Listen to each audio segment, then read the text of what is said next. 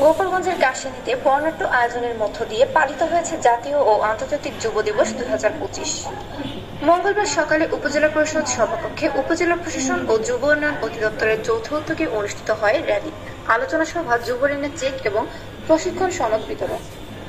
প্রধান অতিথির বক্তব্যে উপজেলা নির্বাহী কর্মকর্তা পলাশ কুমার দেবনাথ বলেন, অনেক বক্তব্য সকলে দিয়েছেন, শুরু করছি, আপনারা সবাই দোয়া করবেন। এবং আমি একটা কথা বলতে চাই, আমি উপজেলা নির্বাহী অফিসারের দরজা সবসময় খোলা আছে।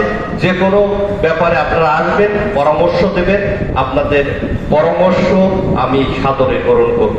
এই বলে আমি আমার বক্তব্য শেষ করছি। অনুষ্ঠানে সভাপতিত্ব করেন উপজেলা যুব উন্নয়ন কর্মকর্তা মোহাম্মদ ইমদাদুল হক এবং তিনি বলেন, যুবদের যত সমস্যা আমার কাছে আসবে, আমার স্বার্থমত আমি চেষ্টা করবো। আমার কাছে আসার জন্য কোনো পাওয়া লাগবে না, কারো ধরা লাগবে না, কোনো মেম্বার চেয়ারম্যান লাগবে না, সরাসরি আমার কাছে আসবে। যে কোনো সমস্যা আমার স্বার্থমত আমরা চেষ্টা করবো। আর বিশেষ করে ইয়েরও মহোদয়। এ সময় উপজেলা মৎস্য কর্মকর্তা, খাদ্য কর্মকর্তা, মুক্তিযোদ্ধা, সাংবাদিক ও যুব উদ্যোক্তারা বক্তব্য দেন। পরে 10 জন উদ্যোক্তার হাতে 9,40,000 টাকার যুব ঋণের চেক এবং 30 জনের হাতে সনদপত্র তুলে দেওয়া হয়।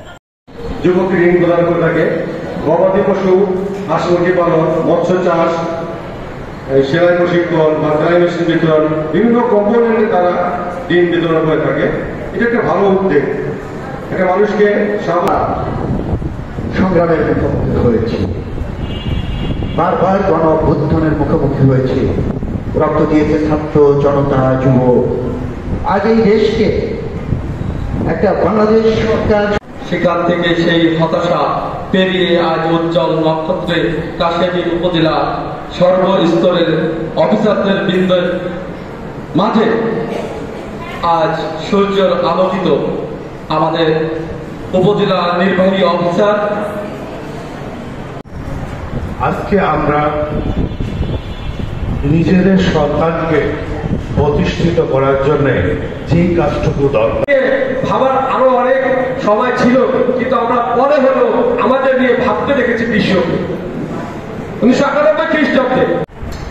এবার আমাদের যুব উন্নয়ন অধিদপ্তর থেকে বিভিন্ন ট্রেড প্রশিক্ষণ নিয়ে যুব কর্মকর্তা, সাংবাদিক বৃন্দ এবং যুব ভাই বোনেরা যারা আছেন, সবাইকে আবারও যুব দিবসের শুভেচ্ছা জানিয়ে আমার বক্তব্য শুরু করছি।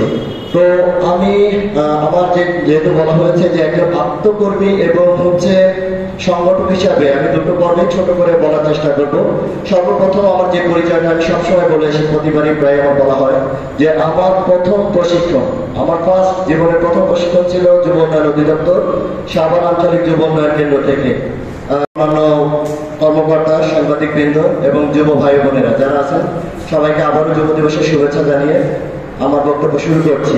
তো আমি যেহেতু বলা হয়েছে যে একজন আত্মকর্মী এবং সংগঠক হিসাবে আমি বিশেষ ট্রেনিং প্রশিক্ষণের মাধ্যমে যদি আমরা এখান থেকে লোন সংগ্রহ করে জীবনে